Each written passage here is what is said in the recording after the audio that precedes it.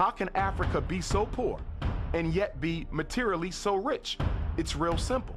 The answer lies in the structural adjustment programs, S.A.P, the structural adjustment programs that are imposed on African nations by the International Monetary Fund of Washington, D.C., the World Bank of Washington, D.C., and USAID.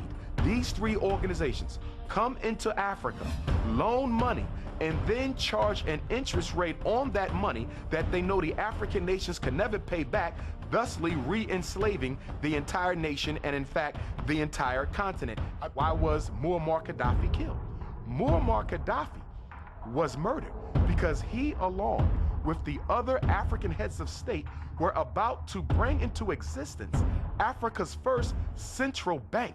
They were erecting a central bank in Africa, which was going to do what? Back its money to the resources under the ground in Africa.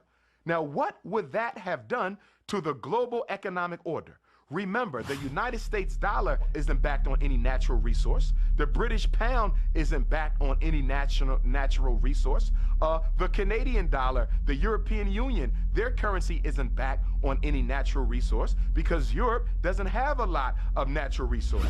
Africa does. So if they would have been successful in creating a central bank of Africa, coming up with a unitary currency, and then backing that currency to the material wealth under the soil, they would have bankrupted every other economic system in this world from America to Europe to China. That was revolution, and that's why Muammar Gaddafi had to be assassinated, because he was about to help the African heads of state eliminate modern slavery.